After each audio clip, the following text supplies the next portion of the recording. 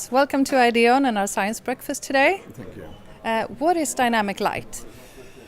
With the dynamic light is the aspect that you can change the light over the day in any way you want. You can have it more intense in the morning, more with blue light and more red light in the evening, instead of the previous light we had that was the same all day. When you had this kind of incandescent bulb, you put it on in the morning and switched it off in the evening, and it didn't change in any way. Okay, so can I use any type of bright LED lamps to get this effect? No, well, you need to have a driver, and you need software in order to control it. Many LED lamps you buy you just lit the light and that's all. So therefore you need special software, and you also need a driver that avoids the flickering. So there are some things to think about. It's not recommended to buy a cheap LED. Okay. I know you've installed these lights in schools and in some offices. Are there any other areas where this type of light can be used? We have started to introduce it in schools, in offices and in senior care facilities. We also plan to use it in animal stables, sheep, cows and so on, because the light in stables are not adjusted to the animals' needs. And furthermore, in the future, this light should of course be offered to private persons as well, because it shouldn't only be used at work or in official circumstances, so to speak. Right, that sounds good. And I think we've all heard that you're not supposed to use your cell phone late at night because it will interrupt your sleep cycle. Would I be able to have a good night's sleep if I've been working in this bright light all day? The dynamic light we use is decreased in the afternoon in order not to disturb the normal circadian rhythm. Modern cell phones are currently being they have installed apps that can reduce the amount of blue light in the evening, and there are some studies indicating that if you're exposed to blue light more than 2 hours in the evening, there is an increased risk for depression. So, and I think that the risk will increase more the bigger screens you have. Right. So the cell phone is quite small. But on the other hand, many young people hold it very close to their eyes, so they get a lot of light anyway. Yeah. So sitting in this bright light, you sort of adapt it during the day. So we'll go home, be relaxed, and then have a good night's sleep, or improved night's sleep working in this light. Yes, it will be improved, because you will get a better shutdown on the melatonin in the morning, a better secretion of the corticosteroids, and then you have stored a lot of melatonin during the day, and then you will have more sleep hormone for the night's sleep. That sounds really good. Thank you so much. Thank you. Don, welcome to Ideon and our science breakfast. We're so happy to have you here today. Thank you. What is different about your way of measuring light? Well, there is a number of differences. One of the most important ones is that we measure where light comes from, so how much light comes from above, from the horizontal plane, and from below, and we measure that in detail. But we also measure the wavelength distribution of light, and we measure the number of photons rather than the energy, which is usually the way light is measured otherwise. And that is important because that's the way animals and humans see light. We actually count the number of photons, we don't measure the amount of energy in it. All right, so when you have developed this method, do you think it will have any impact or big changes on the way we use light solutions in the future in like workplaces? Yeah, originally we didn't think so, but now we've realized that when we measure natural outdoor environments, they look extremely different to any indoor environments, and that hasn't really been realized before. So we can now see that the light comes from the wrong angle, it has the right spectral or the wrong spectral composition, and basically everything is wrong with indoor lighting. It is not at all natural or similar to outdoor lighting. But of course now we can measure it, and with LED lighting we can easily simulate outdoor conditions indoor. All right, that sounds really good. Is there any difference then between how animals and humans perceive light?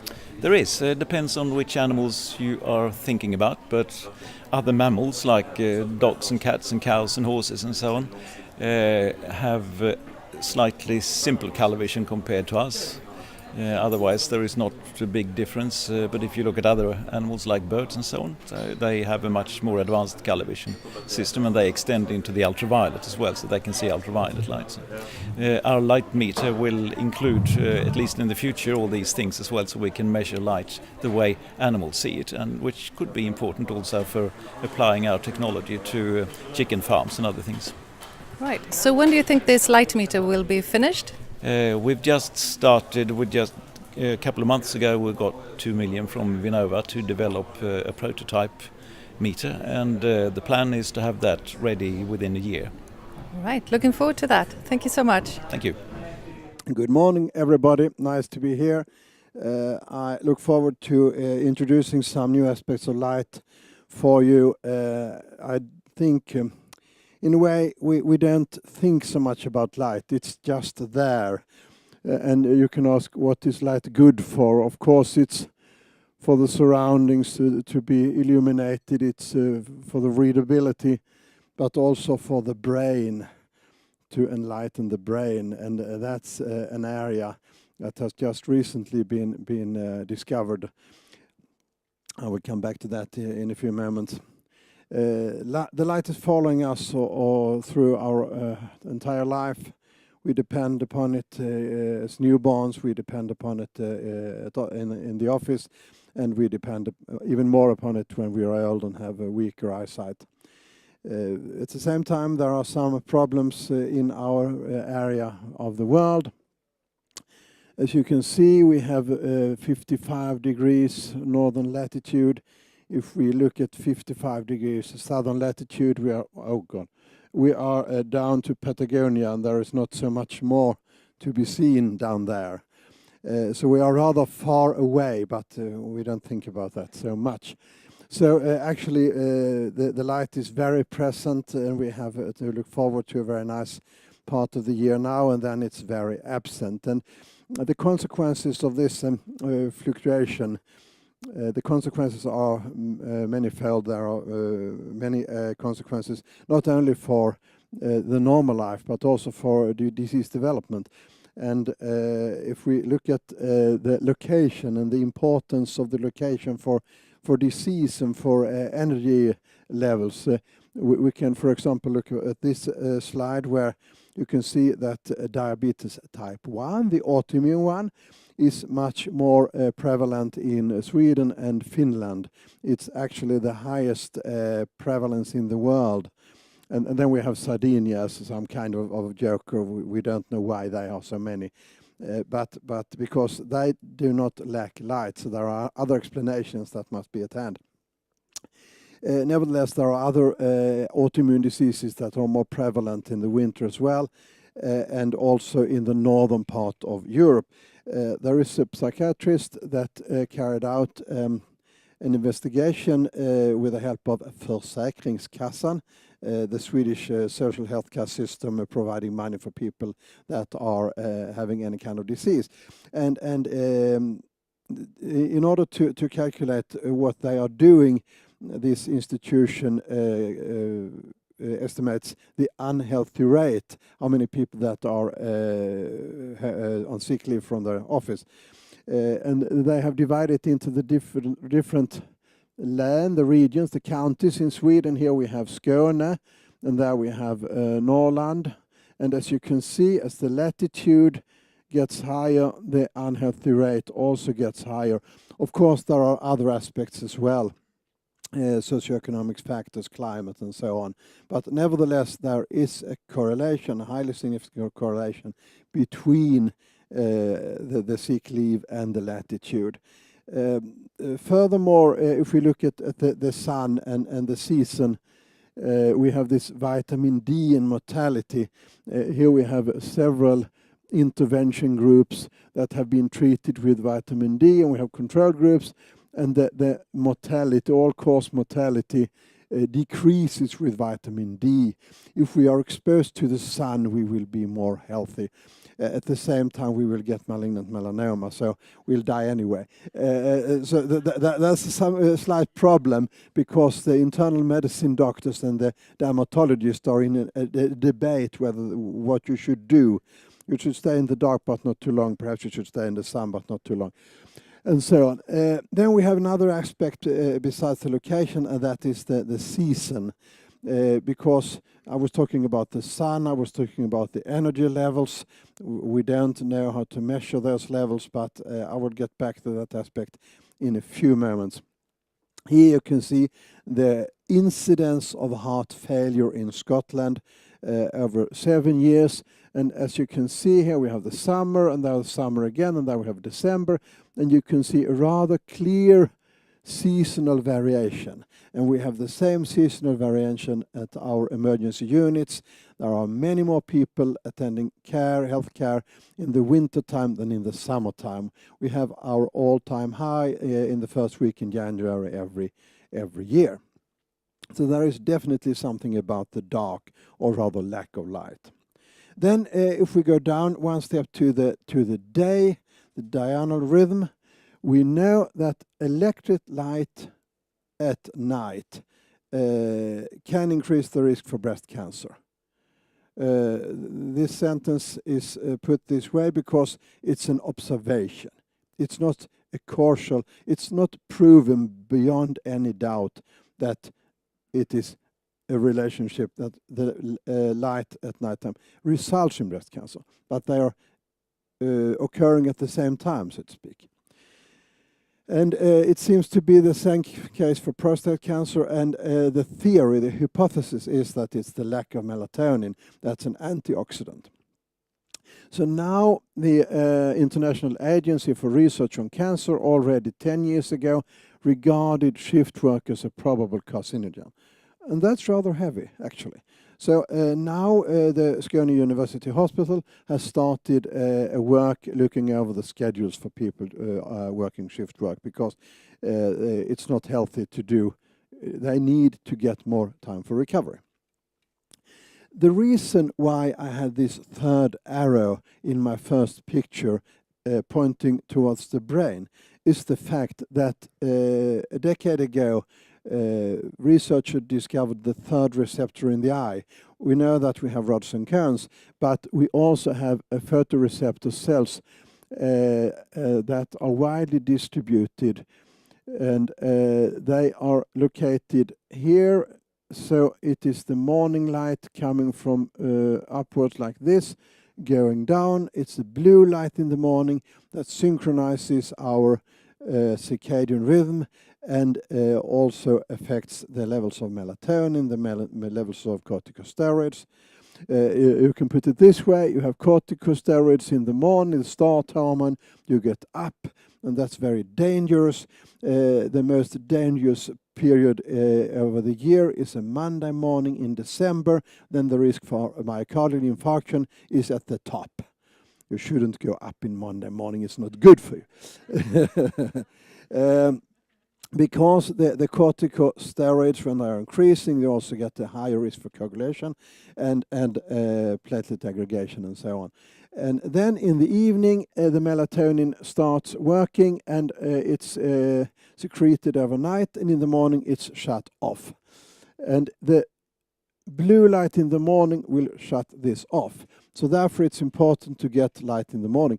We living here are more sensitive to the morning light, and it seems from personal observations, not yet carried out any science on that, but persons coming from south say that it will take a few years, and then they are adapted to our weaker light levels.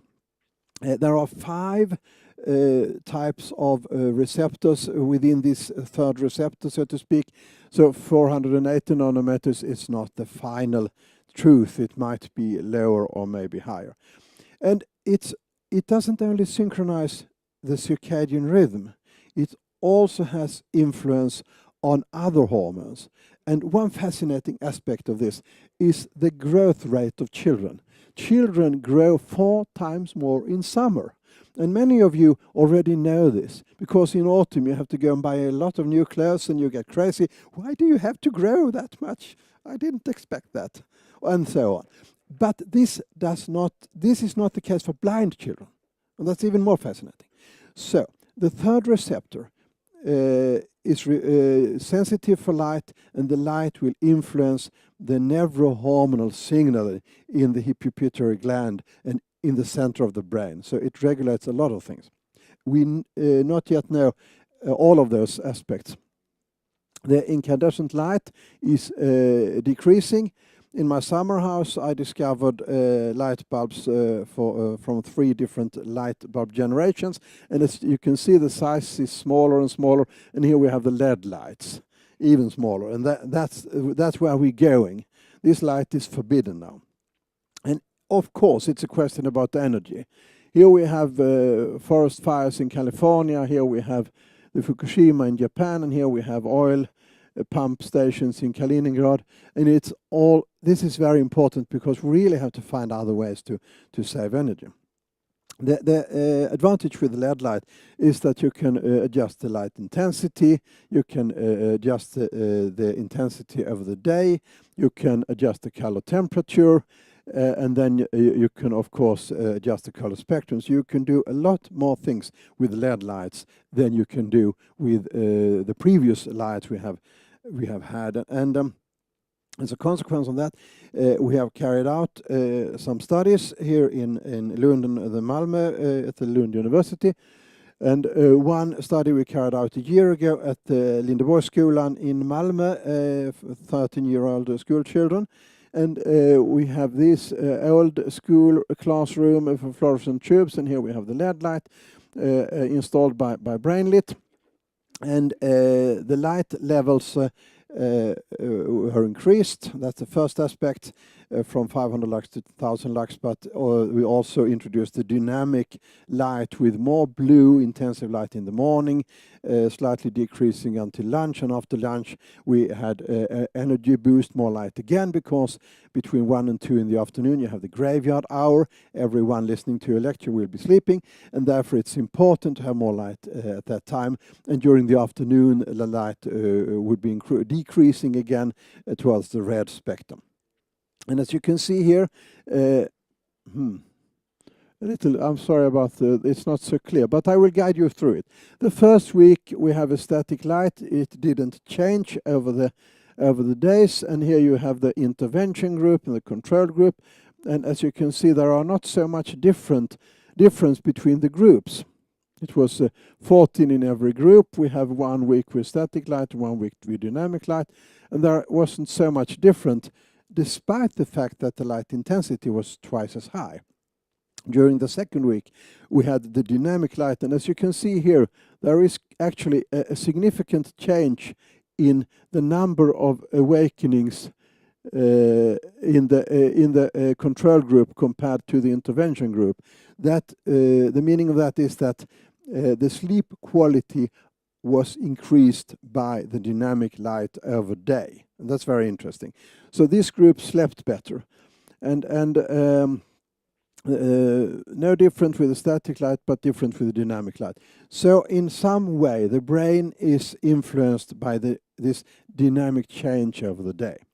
Furthermore, the sleep efficiency, intervention group, control group, the sleep efficiency was better in the intervention group, both with static and dynamic light, except for 1 odd day here.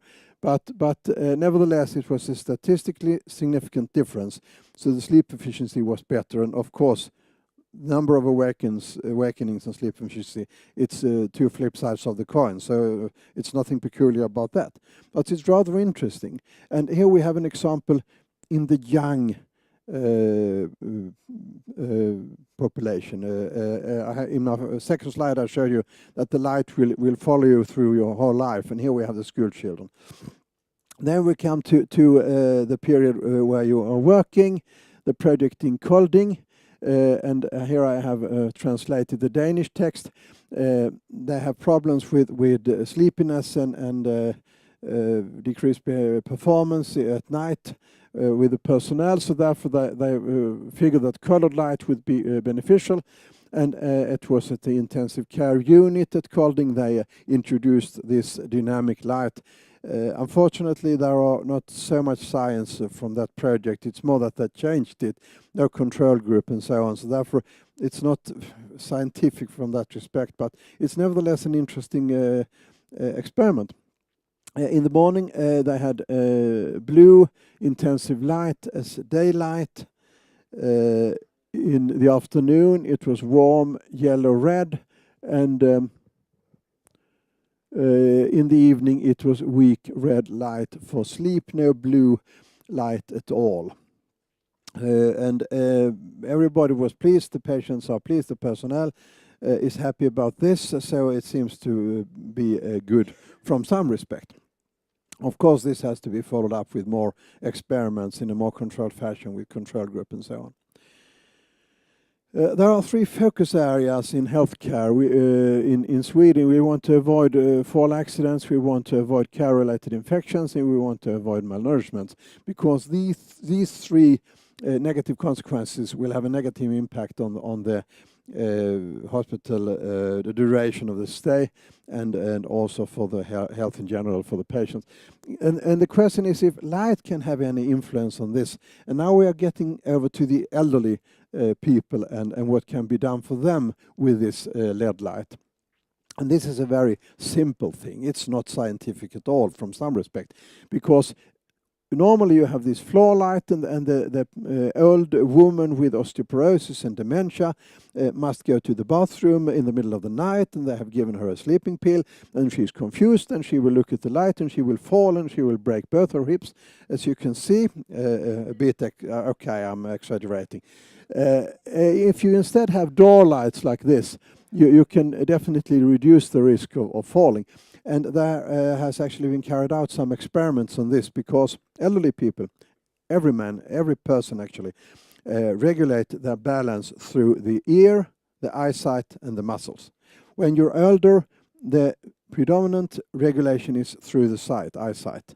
And therefore, if you have this kind of vertical lines, the old person can adjust to this and will be standing in an upright position and will not fall. And this experiment was carried out further, because they tilted these, and then the patient was going like this until they almost fell over. So therefore it's very important with vertical light beams like this for the elderly person in a hospital. Furthermore, we have a problem with the Staphylococcus. They are increasing the multi-resistant strains in Sweden, and now we have the 3 urban regions that are most affected by this. And actually there has been carried out a few experiments with 405 nanometers. It's above the ultraviolet range, and as you can see here, the bacteria is reduced by 90%. So this is fascinating, and if you combine the blue light with titanium oxide on surfaces in the hospital, you will be able to reduce bacteria, just as we already do in the refrigerators with the silver molecules. Light and well-being in senior care. This is Mortens Lund, the senior care facility here in Lund. Torbjörn Leike at the Institution for Environmental Psychology here at Lunds Tekniska High School, and I did this study in Mortens Lund. We were installed varying light, dynamic light, and wanted to see if it could have effects on well-being and physical health. And as you can see here, the seasonal alertness in December, there you have the control group, there you have the experimental group. The alertness was higher in the dark period of the year, and here you have the awakeness during night. It was decreased, and the fall incidence also decreased, and it was like this. You have this morning light. It's actually, I think this is tilted. Never, don't mind about that. They had some indirect light above the bed, and at first they were over 80 years old, and they said, we don't want such new things. They're dangerous. But then after this year, they said that they didn't want to get rid of it. They really liked it. They felt much better from it. Finally, I want to give some aspects of the color. The color is also important. We now know that the wavelength of light also regulates growth and development of spice, the flavor in plants. So the effect of light doesn't only affect us, it affects all living forms, and that is important. The red colors is good for depression. The yellow light is good for alertness. In Alzheimer patients, they get better sleep quality if they're exposed to bright light, yellow light at daytime, and you can use it at night. Instead of getting gastritis from coffee, you can have the yellow light at the emergency care unit, and I've been thinking about that, to introduce that. The green light will improve the mobility in Parkinson patients with stride lengths, freezing episodes, gait speed will be improved. They don't know the reason. It might be that green light is a signal for you are allowed to walk when you walk in the traffic, but that's only a theory. It might also have effects on the brain. Back to the blue light. Here we have glasses. These are glasses you put here in front of your eyes with blue LED diodes stimulating, there are actually a pair of eyes here, stimulating the third receptor, and with these glasses you can adjust a jet lag much faster than without. Finally, some aspects on bad light. In Swedish, oljus. That is a new word we have invented. What do they have in common? Here we have this geek, we're all these kinds of geek nowadays, and this hamster. They have made experiments on hamsters with blue light at night. It will affect their mobility, their activity patterns. They will be depressive and they will remember badly. So lack of sleep will lead to a passive depressed hamster with bad memory. And what will happen with us if we are exposed to more than 2 hours of blue screen light at evening? In adolescents, there is an increasing rate of depression if you are exposed to more than 2 hours of blue light. And now the iPhone has introduced an app with the introduction of the blue light. Then we have the flicker, also an example of bad light. It's unpleasant and you get concentration difficulties. You work faster but with more errors. There is reports on epilepsy and the electricity allergy is very controversial, and this might be the explanation, the flicker that will stress the brain, but nobody knows. And then we have the different letter diagnosis. And there you have to be careful because the LED light can also give rise to flicker if you have a bad driver. Finally, as we have discovered now together, light is more than meets the eye. Thank you.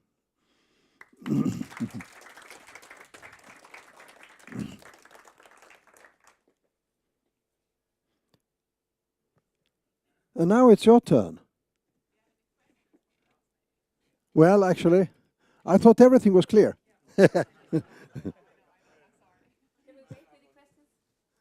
Yes.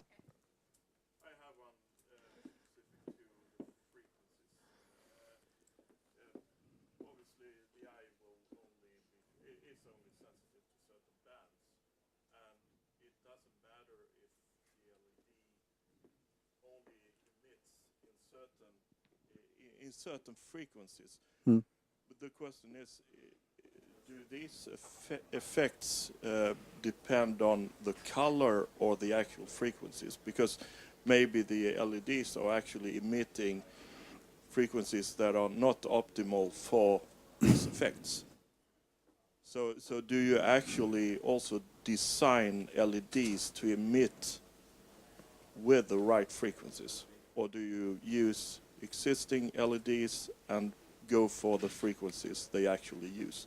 Because they are not even spread through the whole band of frequencies. They have certain emission frequencies. So are they optimal for the effects you want to get, or do you have to design your own LEDs with those frequencies? Well, if you look at the fluorescent tubes, they are narrow-banded, narrow bands spread out, and it gives an impression of white light. But the effect on the brain can be discussed because they are so narrow, these bands. If you have LED light with this, you have this surface where you spread out the wavelengths, you have a broader range of wavelengths, and you can. And if you have 3 or 4 diodes with different wavelengths, you can get a much broader distribution of the color. So you get something that is more in accordance with daylight than you would get with fluorescent tubes, for example. The incandescent bulbs are also emitting light in a rather broad way, but very much in the red part of the spectrum.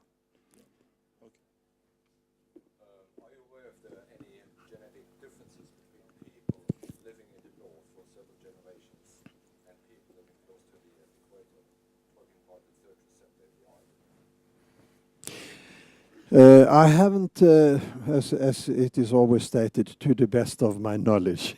I haven't seen any report on that, but it would really be interesting because there are so many differences from a genetic point of view.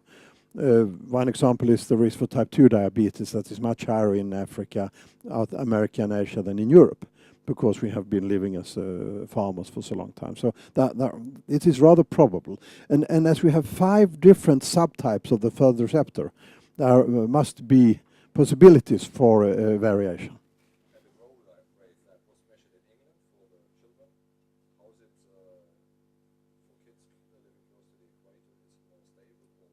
The growth rate.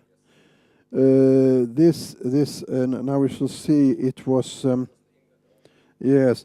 I know that there have been done some studies in Sweden as well. So, yeah, same latitude. Now, it would be rather interesting to have a control group from Africa. Probably they don't have the same problem with binucleus. More questions?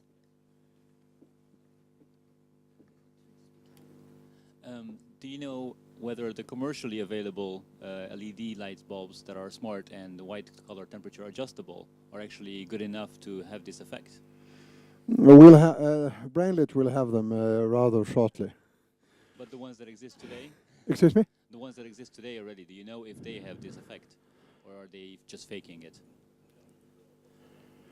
You need 4 diodes, red, RGB white, in order to adjust the whole range.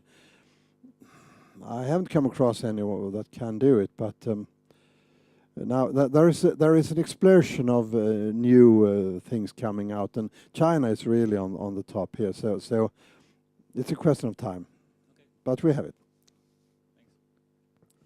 So it's a pleasure to be here. I'm a biology professor. I've spent my entire career, 40 years now, working on basic science, far away from anything applied, anything in business.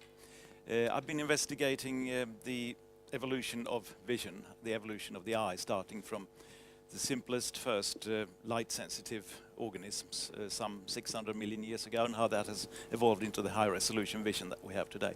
But some 5 years ago, I started to get into a project where we wanted to model or simulate what different animals actually see. For example, what does different insects see? What do birds see? Birds have color vision that is very different to ours, and we like so. That's better. Okay, and we kind of have the idea that we see the reality with our eyes, but it's a very human-centered reality that we see with our eyes. Different animals see the world in different ways.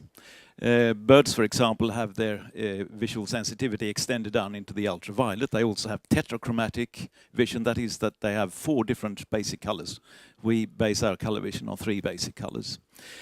So we wanted to model things like that, and we also wanted to be able to calculate what different animals can see, to do computational modeling.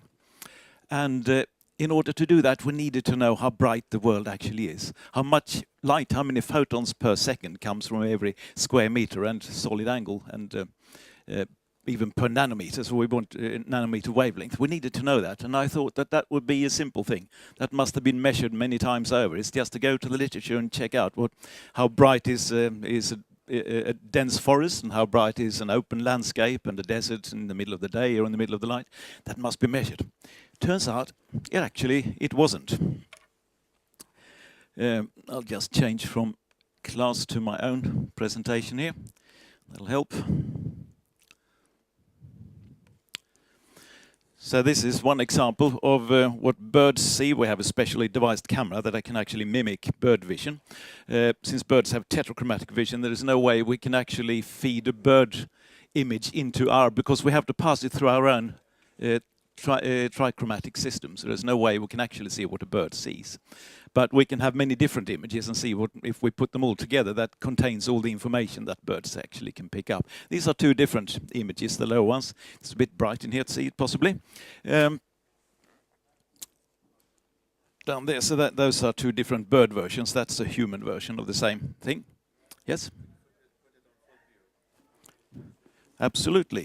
Why didn't I do that? Sorry. That helps, I think. Still a bit bright, but anyway. So we've got this special cam. That's two different versions of what birds see. There are actually 4 different versions to cover all of it, and that's what we see. So that's different. But anyway, we needed to know how bright the world was, and it turns out you can get lots of intensity measurements from the literature, but they are all in the form of illuminance measurements. That is, people have put out light meters, lux meters, that measures the illuminance. That's the amount of light that comes from above and illuminates the environment. It's not really the amount of light that comes from the environment and reaches the eye. That is what we wanted to know. And since these illuminance measurements are also made with a human spectral sensitivity curve, but not really disregarding the fact that we have color vision, we split this spectral range up into 3 different slots. That's disregarded in normal illuminance measurements. So you can go out, you can check in the literature. There are lots of values about different types of forests, different types of indoor environments. Basically everything in the world has been measured with lux meters. And the market is full of these lux meters, hundreds of different models. They all measure the same, in my world, useless kind of parameter. So what's the problem with them? The problem is that they do not really measure the light that reaches the eye. They measure the light that reaches the environment. And for that reason, very different light environments can actually give exactly the same lux reading. So it doesn't really say much about the light environment at all. And there is no spectral information. It doesn't say how much short wavelength blue light, mid-range green light, or long wavelength red light there is. It doesn't say anything about that at all, but that is important to us. Lux readings do not say anything about the angle light comes from either. Because normally light comes, there is different amounts of light coming from above, from the horizontal direction, and from below. Lux readings just measures the amount of light coming from above. Lux readings do not take into account how much variation there is, because when we look at the world, there is not a single intensity we see, because if it was that way, we wouldn't see anything at all. Some parts of the visual scene is brighter, other parts are dimmer. That's because that's the reason we see something. And the variation, the amount of contrast, is of course important as well. Lux readings say nothing about that. And another problem is that lux readings are based on the amount of energy, but eyes don't measure energy, they don't count energy. Eyes actually count photons. And so lux readings are in many ways inappropriate for what they are actually used for. So we needed to develop a new technique to measure light. Since it wasn't done, we needed the actual values. We needed a number of photons per square meter, per solid angle, per time, and so on, that actually reaches an eye in an environment. So we want that condition rather than that. And the way to do it, if you measure illuminance, then you have a probe like in lux meters that collect light from above in over a very large angular span. We want to measure light in a narrow angle, and we want to compare many angles at the same time. If you have, and you can get these spot meters, they are actually available on the market, and measure candela per square meter. But then you get a reading in one direction, and then you have to test another direction, another direction, another direction to get good statistics. Then you have to spend all day, and the light environment will change a lot during that time. But there are good modern ways of doing it. Cameras are ideal. Cameras actually do, or digital cameras actually do collect not illumination readings, but radiance. They actually measure directly the amount of light coming from different directions. Digital cameras, if they are CCD or CMOS, it doesn't really matter. They are extremely linear. So the readout from the chip corresponds very much to, or very directly to the amount of light from different directions. So a single exposure, and we use a large camera with 36 megapixels. So just pressing the release button once, we get 36 million radiance readings in different directions. We put on a fisheye lens which covers 180 degrees, which means we collect light from above and at all angles down to straight down. So we take care to keep the center of the image aligned with the horizon.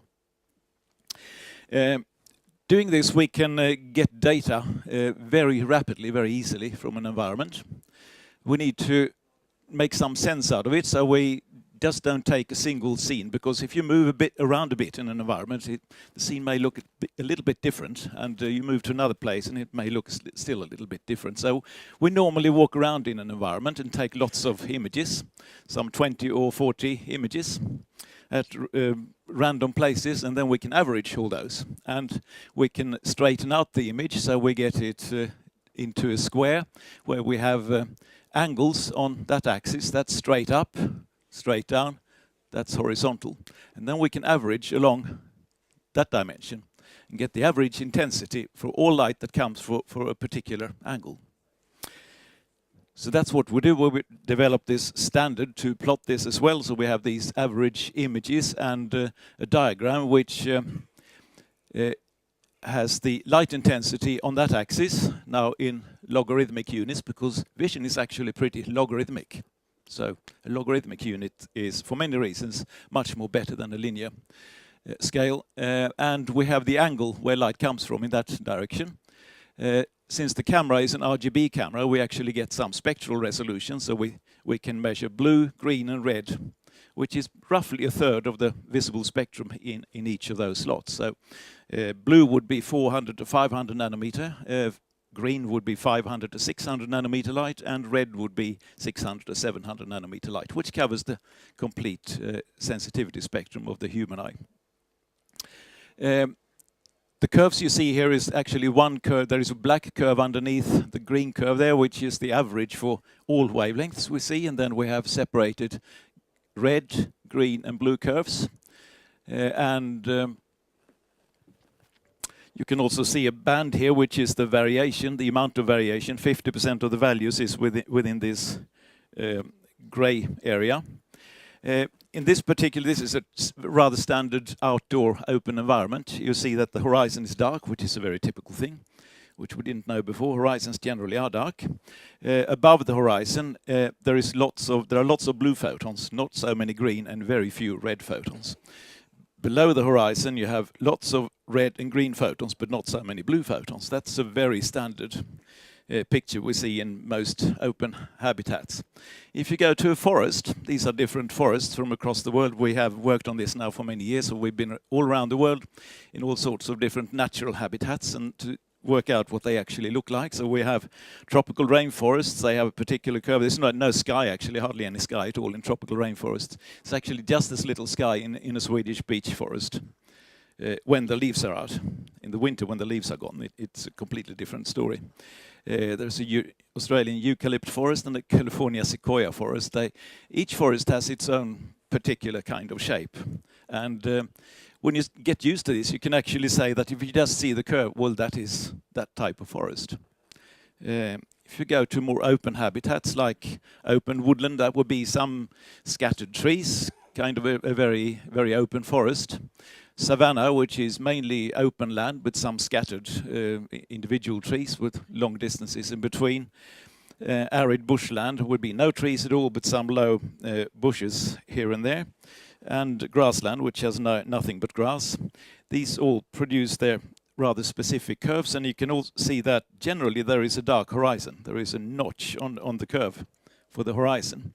You can see that the sky generally is a bit brighter than the ground. And of course we also have this typical thing with blue dominating above the horizon and blue being the least common wavelength below the horizon. This is a rather extreme environment from US Air Force lake bed where they test military aircrafts. And this is a desert area in California. The air is really dry, which means that the sky is actually rather dark. The sun is high up in the sky and the ground is bright. And only under these conditions do we find intensities below the horizon that are higher than intensities at the sky. So that's a rather unusual situation. We've also been underwater and characterized a number of underwater environments in various parts of the world. Underwater environments are very different to all environments on land. And we can characterize them just as we can on land environments. Then, of course, it's not just a difference between different places, it's also difference between different times of day. So if we compare, this is Death Valley in California, middle of the day, the sun is up there, that's a single scene, not just a mixture of many scenes now, we've just taken a single scene. And at sunset, you can see that the sky becomes very much more brighter and the ground is dimmer. After sunset, at dusk, we have a very blue hour where blue dominates both above and below the horizon, but the light is very dim at that moment. And in the middle of the night, when there is no moon out at all, just starlight, everything becomes very red. So red dominates above the horizon and below the horizon. Starlight is much more red than sunlight. This is a single shot from somewhere in eastern Skåne during the day. And that looks rather similar, doesn't it? But it isn't. It is, well, it is similar, but you may see little dots there. A few little dots on the sky. That's actually stars, because that's in the middle of the night, and that is not the sun, that's the moon. That was taken on the day and the night after. You have to pick particular days. I have to go out to these special places. When the weather is right, I just skip everything, cancel all appointments, and go and make my measurements. And now we had a full moon day when there was clear skies both day and night, so I got these measurements. And there is hardly any difference at all. If we look at the actual diagrams here, you can see that the shape of the curve during the day and at night, this is lots of different photos from the same environment, averaged here and there. There you have the individual ones. The curves are identical, but they are on different positions on the logarithmic scale. And that's now another important thing. If we keep a logarithmic scale, the shape of the curve will be the same if the relative intensity changes are the same. And they are. So you basically can see no difference between sunlight and moonlight. There is only a 300,000 times difference in intensity. Maybe the moonlight is a little bit warmer, but not very much. There are small differences between the distance between the blue, green, and red here and there. Otherwise, sunlight and moonlight are about the same. Different seasons, we've tried those as well.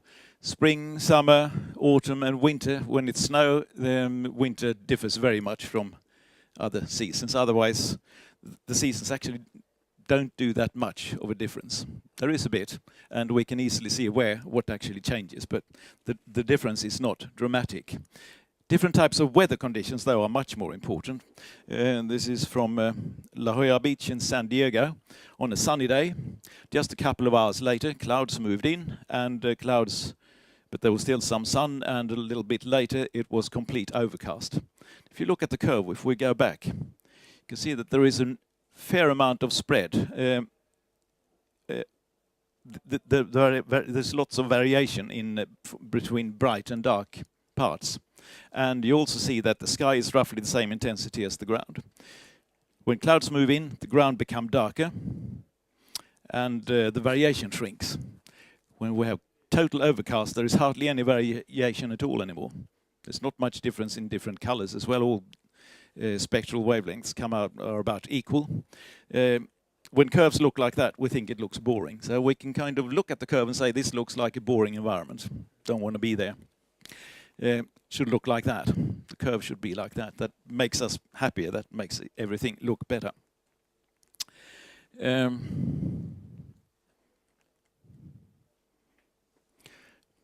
We've compared also different weather conditions. So we have there a sunny day compared to a rainy day. Rainy days you have, or overcast days, just like we saw before, the ground is dimmer, and with the fog, that clearer notch for the horizon disappears. So there is no really a very dark horizon anymore. In the winter, the horizon is extreme, and intensities are about the same above and below the horizon. It also has the same distribution of different wavelengths.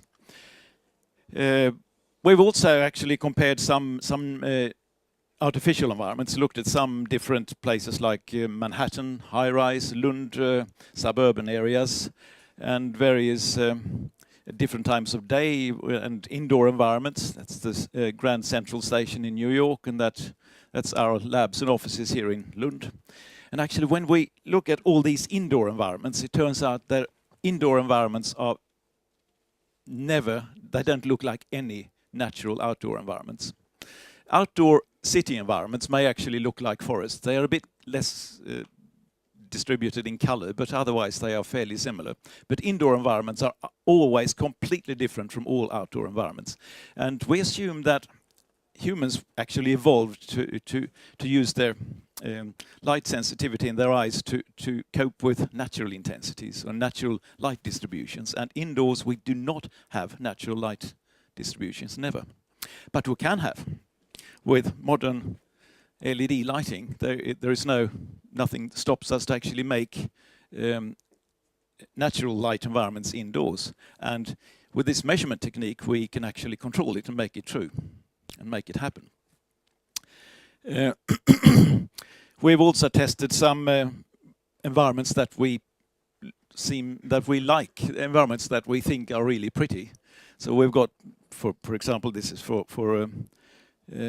gardens and parks in Italy, and these are sort of scenic views from various places. And some people like beach environments and maritime environments where there is a lot of sea around them. We know what the curve is supposed to look like for those environments.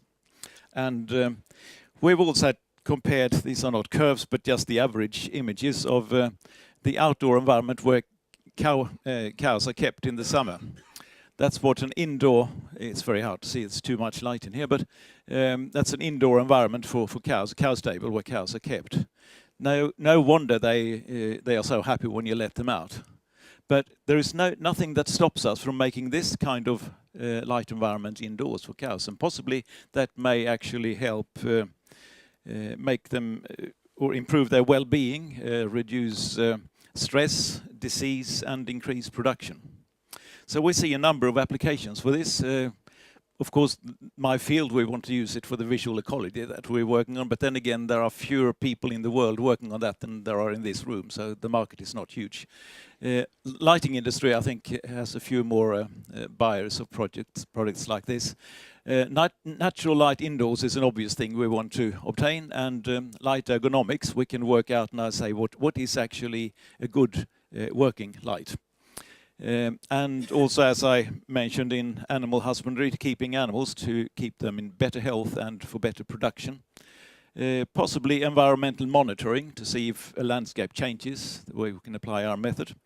And also assessment for light harvesting, for how to put solar panels and things. If you know where light comes from, that's the ideal background you need to know to how to orient and place solar panels. But in order to do all that, we actually need a better light meter. Now we have a rather bulky, expensive camera. We get all the data out on a card, and we have to put the card in a computer and wait for a long time to process the data. So we just got 2 million from Vinnova to develop a handheld attachment for mobile phones that makes all these measurements in a much more convenient way. So that's where we are at the moment. And just as a kind of funny note in the end, you may not see this very well, but anyway, this is an average picture from a pond out on Österlen in eastern Skåne. Many of these average images actually look like they are aesthetically very pleasing for some reason. They kind of look like Impressionist paintings. I think we worked out how Impressionist painters worked as well. That's kind of a byproduct. Thank you.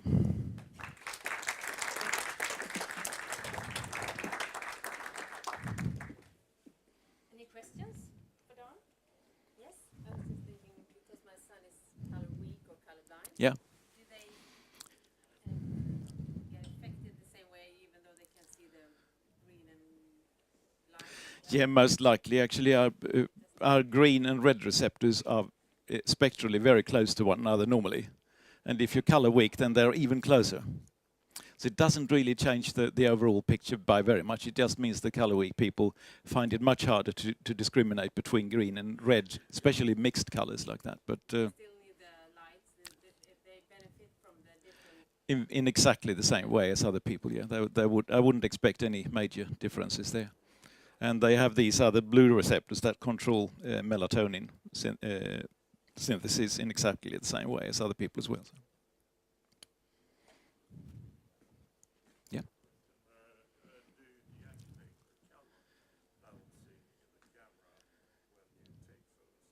No, we have to get raw images, so they can't be processed by the camera at all. So we have to bypass we have to find a camera where you can actually get the raw images out.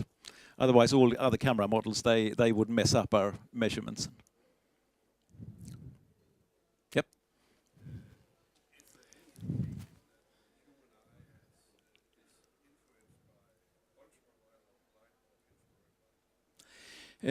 Well, we're not sensitive to it. We don't see it, but well, that's kind of a truth with a modification.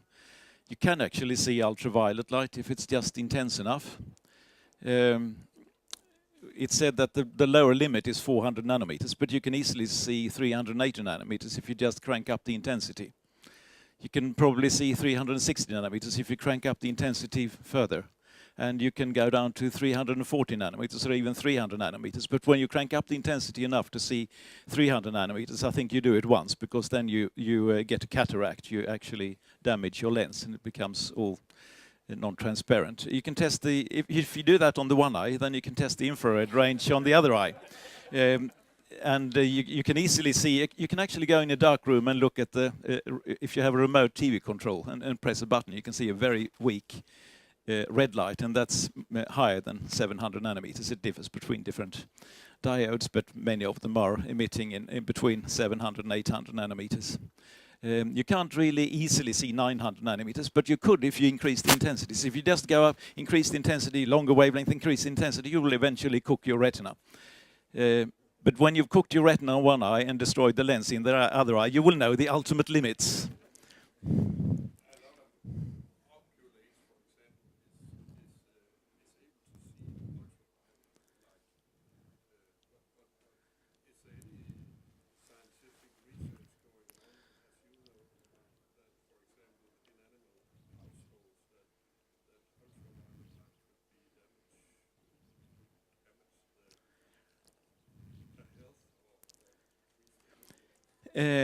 I'm not sure it would actually damage, rather the opposite. There is ultraviolet around in natural environments, and I would guess that is, if intensities of ultraviolet do not exceed natural ones, I think it's probably quite okay.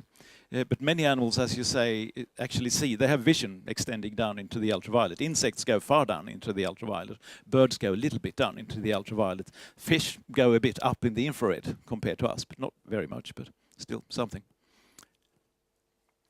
Yep. With the new sensor, are you going for RGB or are you expanding for a spectrometer resolution? Not really spectrometer resolution. We'll start with RGB, but we don't want the sort of smooth-shaped sensitivity curves. We want them to go up very suddenly and then drop very suddenly, so we can square out the individual wavelength bands, which is easily done. it's not easy, not hard to accomplish that. We also want to add a UV pixel to our measurements, which does 300 to 400 nanometers.